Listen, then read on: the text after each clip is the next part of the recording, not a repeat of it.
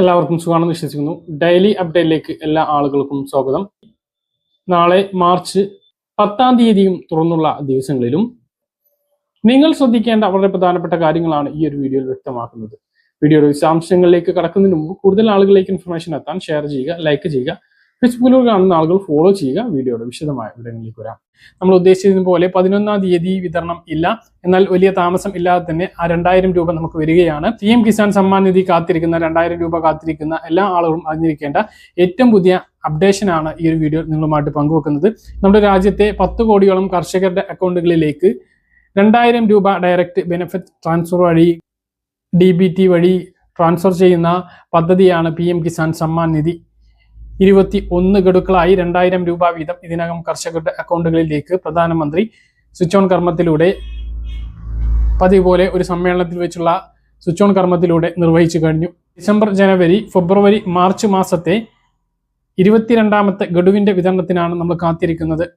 ഈ ഒരു തുക വിതരണം പ്രധാനമന്ത്രി നടത്തുന്ന പൊതു സമ്മേളനങ്ങളിൽ വെച്ച് ഒരു വലിയ ചടങ്ങായിക്കൊണ്ടാണ് ഇതുവരെ വിതരണം ചെയ്തിട്ടുള്ളത്.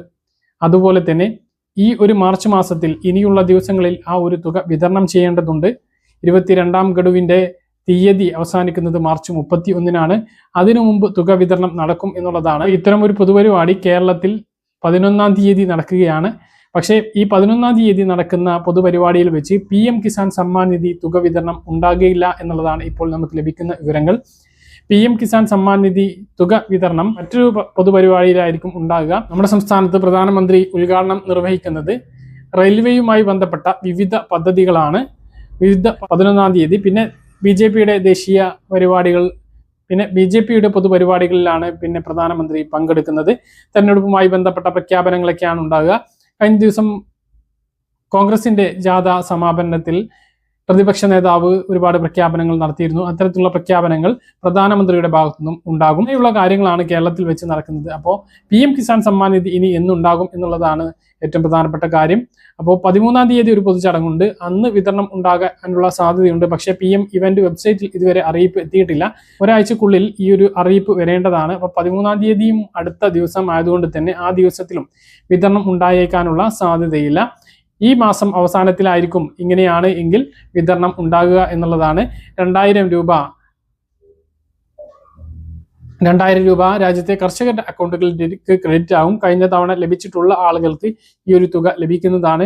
ഏതെങ്കിലും കാരണവശാൽ കഴിഞ്ഞ തവണ മുടങ്ങിയിട്ടുണ്ട് എങ്കിൽ അവർക്ക് ഈ KYC, അതുപോലെ തന്നെ ലാൻഡ് വെരിഫിക്കേഷൻ, ആധാർ സീഡിംഗ് ഇവയെല്ലാം പൂർത്തിയാക്കിയിട്ടുണ്ട് എങ്കിൽ ആ ഒരു തുക വീണ്ടും അക്കൗണ്ടുകളിലേക്ക് എത്തിച്ചേരുന്നതാണ്. മുടങ്ങിയിട്ടുള്ള തുക മുമ്പ് മുടങ്ങിയ തുകയും നിലവിൽ പുതുതായി വിതരണം ചെയ്യുന്ന തുകയും ഒരുമിച്ച് കിട്ടിയിട്ടുള്ള ഒരു അവസ്ഥ നമ്മുടെ PM കിസാൻ സമ്മാൻ നിധിക്കുണ്ട്. അതുകൊണ്ട് തന്നെ മുടങ്ങിയിട്ടുള്ള ആളുകൾക്ക് അതുകൂടി പ്രതീക്ഷിക്കാവുന്നതാണ്. അഗ്നിസ്റ്റാർക്ക് കർഷക രജിസ്ട്രേഷൻ, ഫാർമേഴ്സ് ID എടുക്കാൻ വേണ്ടിയിട്ട് കേന്ദ്ര സർക്കാർ നിരന്തരമായിട്ട് പറയുന്ന കാര്യമാണ്. PM കിസാൻ സമ്മാൻ നിധി വാങ്ങുന്നവർ അത് ചെയ്യണം എന്ന് പറഞ്ഞിരുന്നു. പക്ഷേ അത് എടുക്കാത്തവർക്കും ഈ 22ാം ഗഡു മുടങ്ങില്ല എന്നുള്ളതാണ് ഇപ്പോൾ ലഭിക്കുന്ന വിവരങ്ങൾ. അത് ഭാവിയിൽ മുടങ്ങിയേക്കാം. അതുകൊണ്ട് ഇനിയും എടുക്കാത്ത ആളുകൾ അത് എടുക്കാൻ വേണ്ടിയിട്ട് ശ്രദ്ധിക്കണം. അപ്പോൾ ഇതാണ് PM കിസാൻ സമ്മാൻ നിധിയുമായി ബന്ധപ്പെട്ട് ഏറ്റവും പുതിയ അറിയിപ്പായിട്ട് നിങ്ങളെ അറിയിക്കാനുള്ളത്. ഗ്യാസ് വില കഴിഞ്ഞ ദിവസമാണ് കൂട്ടിയത്. ഇതുമായി ബന്ധപ്പെട്ട് അതിനുശേഷം ഗ്യാസ് വാങ്ങുന്നതിൽ അല്ലെങ്കിൽ ഗ്യാസ് ബുക്ക് ചെയ്യുന്നതിൽ നിയന്ത്രണവും ഏർപ്പെടുത്തി. അപ്പോൾ ഇതുമായി ബന്ധപ്പെട്ട വാർത്തകൾ പൊതുമണ്ഡലങ്ങളിലുണ്ട്. പത്രമാധ്യമങ്ങളിലും വാർത്താ ചാനലുകളിലും ഇതുമായി ബന്ധപ്പെട്ട വാർത്ത വന്നു. സോഷ്യൽ മീഡിയകളിലൂടെയും ഇതുമായി ബന്ധപ്പെട്ട വാർത്ത വന്നു. പശ്ചിമേഷ്യൻ യുദ്ധത്തിന്റെ പശ്ചാത്തലത്തിലാണ് ഈ ഒരു വിലവർദ്ധനവ് എന്നുള്ളത് വാസ്തവമാണ്.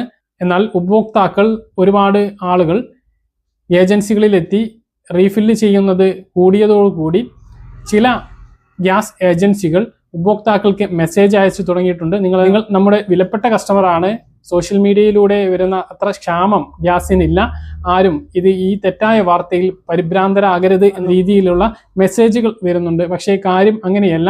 ഗ്യാസിന് രാജ്യത്ത് ടൈറ്റ് തന്നെയാണ്. ഈ ഒരു സംശയം നിങ്ങൾ തീർക്കുന്നതിന് വേണ്ടി നിങ്ങൾ 25 ദിവസത്തിനുള്ളിൽ രണ്ടാമതൊന്ന് ബുക്ക് ചെയ്യാൻ ശ്രമിച്ചാൽ അത് നടക്കില്ല. മാത്രമല്ല, നിങ്ങൾക്ക് വാണിജ്യ സിലിണ്ടർ നിങ്ങളുടെ കയ്യിൽ ഉണ്ട് എങ്കിൽ നിങ്ങൾ പുതുതായിട്ടൊന്ന് ഒരു സിലിണ്ടർ കൂടി വേണം എന്ന് പറഞ്ഞാൽ ഈ ഒരു സാഹചര്യത്തിൽ ഇപ്പോൾ തരാൻ നിവൃത്തിയില്ല എന്നാണ് പറയുന്നത്. അപ്പോൾ ഇപ്പോഴത്തെ ഒരു അവസ്ഥ അതിൽ നിന്നും തന്നെ നിങ്ങൾക്ക് മനസ്സിലാക്കാം. ഏത് ഏജൻസി ആയാലും ഈ യുദ്ധം മുറുകി പോവുകയാണ് എങ്കിൽ, നീണ്ടു നിന്ന് പോവുകയാണ് എങ്കിൽ നമ്മുടെ സംസ്ഥാനത്ത് പാചകവാതക വില ഇനിയും ഉയരും. മാത്രമല്ല ഗ്യാസ് കൃത്യസമയത്ത് ലഭിക്കാതെ വരികയും ചെയ്യും എന്നുള്ളതാണ് ഏറ്റവും പ്രധാനപ്പെട്ട കാര്യം. ഇപ്പോൾ നമുക്കറിയാം 871 രൂപ 50 പൈസയായിരുന്നു ശരാശരി വില നമ്മുടെ സംസ്ഥാനത്ത് ഗ്യാസിനുണ്ടായിരുന്നത്. കുറച്ച് കുറവ് വരുന്നത് എറണാകുളം ജില്ലയിലാണ്. ബാക്കിയുള്ള ജില്ലകളിലെല്ലാം ഈ ഒരു വിലയായിരുന്നു വന്നിരുന്നത്. അതിലേക്ക് ഇപ്പോൾ 60 രൂപ കൂടിയിരിക്കുകയാണ്. അപ്പോൾ 900-ന് മുകളിലേക്ക് വിലയെത്തി. പിന്നെ 5 കിലോമീറ്ററിന് ചുറ്റളവിന് ശേഷം ഡെലിവറി ചാർജും നൽകേണ്ടി വരും. മിക്ക ഡെലിവറി ചാർജും 50 രൂപക്ക് മുകളിലാണ് പല ഏജൻസികളും വാങ്ങുന്നത്. അത്രയൊന്നും ഇല്ല എങ്കിൽ പോലും 5 കിലോമീറ്ററിന് താഴെയാണ് എങ്കിൽ ഡെലിവറി ചാർജ് വാങ്ങാൻ പോലും പാടില്ല. പക്ഷെ 50-ൽ കുറയാതെ ഇവരെല്ലാം ഇത് വാങ്ങുന്നുണ്ട്. ബില്ലിലുള്ള തുക മാത്രമാണ് ശരിക്കും നൽകേണ്ടത്. പക്ഷെ നമ്മളാരും ബില്ല് ചോദിച്ച് വാങ്ങുന്നില്ല. അങ്ങനെയൊക്കെയാണ് ഉള്ളത്. ഇതുമായി ബന്ധപ്പെട്ട് വിശദമായിട്ടുള്ളൊരു വീഡിയോ കഴിഞ്ഞ ദിവസം നമ്മൾ അപ്ലോഡ് ചെയ്തിരുന്നു. ഇതിൻ്റെയൊക്കെ കാര്യങ്ങളൊക്കെ ഉൾക്കൊള്ളിച്ചുകൊണ്ട് എവിടെ പരാതിപ്പെടണം എന്നുള്ളതുമായി ബന്ധപ്പെട്ടൊക്കെ. അപ്പോൾ അതൊക്കെ ശരിയാണ് എങ്കിൽ പോലും നമുക്കിപ്പോൾ 1000 രൂപയോളം വീട്ടിലെ ഗ്യാസിനും അതുപോലെ തന്നെ 2000 രൂപക്ക് മുകളിൽ മറ്റ് വാണിജ്യ സിലിണ്ടറിനും നൽകേണ്ട ഒരു അവസ്ഥയാണ് സംസ്ഥാനത്ത് ഉള്ളത് എന്നുള്ളതാണ്. അപ്പോൾ ഗ്യാസ് ക്ഷാമം അത് ഇല്ലാത്ത കഥ അല്ലെങ്കിൽ സോഷ്യൽ മീഡിയ കെട്ടിച്ചമച്ച കഥ എന്നുള്ളത് അത് അങ്ങനെ പറഞ്ഞു നടക്കുന്ന, അങ്ങനെ പറഞ്ഞ് ജനങ്ങളെ, ഉപഭോക്താക്കളെ തെറ്റിദ്ധരിപ്പിക്കുന്ന ഗ്യാസ് ഏജൻസികളാണ് ഈ ഒരു തെറ്റിദ്ധാരണ പരത്തുന്നത് എന്നാണ്. പക്ഷെ പാനിക്കായിട്ട് എല്ലാവരും ഗ്യാസ് നമ്മുടെ വീട്ടിൽ ഉണ്ട് എങ്കിൽ എല്ലാവരും ഫില്ല് ചെയ്യണം എന്നല്ല പറയുന്നത്. ഇങ്ങനെ ഒരു അവസ്ഥയാണ് എന്നുള്ളത് നമുക്ക് മനസ്സിലാക്കാവുന്നതേ ഉള്ളൂ. അതിപ്പോൾ വേറെ ആര് പറഞ്ഞാലും ഇല്ലെങ്കിലും അത് തന്നെയാണ് അവസ്ഥ. രാജ്യാന്തര വിപണിയിൽ $70 ആയിരുന്നു യുദ്ധത്തിന് മുമ്പ് റോഡ് വില ഉണ്ടായിരുന്നത്. അത് ഇന്ന് $110 ഉയർന്നിട്ടുണ്ട്. അപ്പോൾ ഇപ്പോൾ പെട്രോൾ ഡീസൽ വില രാജ്യത്ത് വർദ്ധിപ്പിക്കില്ല എന്നുള്ളത് കേന്ദ്രം വ്യക്തമാക്കിയിട്ടുണ്ട്. നമുക്ക് കാത്തിരുന്ന് കാണാം എത്രത്തോളം ഇത് പിടിച്ചു നിൽക്കുമെന്ന്. റഷ്യയുടെ എണ്ണ വാങ്ങുന്നതിന് വേണ്ടി അമേരിക്കൻ അനുമതി നമുക്ക് ലഭിച്ചിട്ടുണ്ട്. 30 ദിവസത്തിന് റഷ്യൻ എണ്ണ വാങ്ങാം. അപ്പോൾ 30 ദിവസത്തിന് ആ കാര്യത്തിൽ പ്രയാസം ഉണ്ടാകില്ല എന്ന് കരുതുന്നു. ഗ്യാസ് നമ്മൾ ഖത്തറിൽ നിന്നാണ് കൊണ്ടുവന്നിരുന്നത്. ഖത്തറിൽ ഇത് ഗ്യാസിന്റെ ഉൽപ്പാദനം പൂർണ്ണമായിട്ടും നിർത്തിയിട്ടുണ്ട്. റഷ്യയിൽ നിന്ന് തന്നെ ഗ്യാസ് എത്തിക്കാനുള്ള നടപടികളും ശ്രമിക്കുന്നുണ്ട്. പക്ഷേ ഇന്ത്യ അതിന് സമ്മതിക്കുമോ എന്നുള്ളതും വളരെ പ്രധാനപ്പെട്ട കാര്യമാണ്. അതിലേക്കൊന്നും നമുക്ക് കടക്കേണ്ട. ഇപ്പോൾ ഗ്യാസ് ക്ഷാമം എന്നുള്ളത് അത് സത്യമാണ്, അത് അല്ലെങ്കിൽ ഉണ്ടാക്കിയ കഥയല്ല എന്നുള്ളത് മനസ്സിലാക്കുക.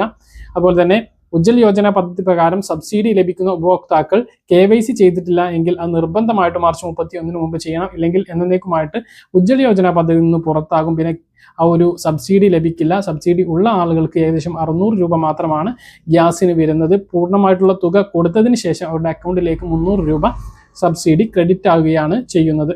അപ്പോൾ ഇതാണ് ആ കാര്യത്തിൽ പറയാനുള്ളത്. പിന്നെ ഗ്യാസിന്റെ തൂക്കം നോക്കി വാങ്ങാൻ മറക്കരുത്. ഇത്രയും ഗ്യാസ് ക്ഷാമം ഉണ്ടാകുമ്പോൾ ഏജൻസികളിൽ ചില ഏജൻസി ജീവനക്കാർ തട്ടിപ്പ് നടത്താറുണ്ട്. 5 or 6 സിലിണ്ടറുകളിൽ നിന്നും ഒഴിഞ്ഞ സിലിണ്ടറിലേക്ക് ഒരു സിലിണ്ടർ ഒപ്പിക്കുന്ന ഒരു നടപടി ഉണ്ടാകും. അതായത് 14.2 കിലോഗ്രാമാണ് വീട്ടിലേക്ക് ആവശ്യമുള്ള സിലിണ്ടർ വരുന്നത്. അത് ഒരു 2 കിലോക്ക് കുറച്ച് ഒരു 4 5 അല്ലെങ്കിൽ 6 സിലിണ്ടറുകൾ ഉപയോഗിച്ച് മറ്റൊരു സിലിണ്ടർ കൂടി ഒപ്പിക്കുന്ന നടപടി അങ്ങനെ ഉണ്ടാകാറുണ്ട്. അതുകൊണ്ട് തന്നെ ഈ ഒരു അവസരത്തിൽ നമ്മൾ സിലിണ്ടർ തൂക്കി വാങ്ങാൻ വേണ്ടി ശ്രദ്ധിക്കുക. അപ്പോൾ അത് എല്ലാ ആളുകളും മനസ്സിലാക്കുക. പറഞ്ഞ കാര്യങ്ങൾ കൃത്യമായിട്ട് മനസ്സിലാണെന്ന് കരുതുന്നു. ഇതുപോലെ ഇൻഫർമേഷൻ ലഭിക്കാൻ ചാനൽ സബ്സ്ക്രൈബ് ചെയ്യുക, ബെൽ ഐക്കൺ എനേബിൾ ചെയ്യുക. മറ്റൊരു വീഡിയോ നമുക്ക് കാണാം. ദൂരേക്ക് ബൈ.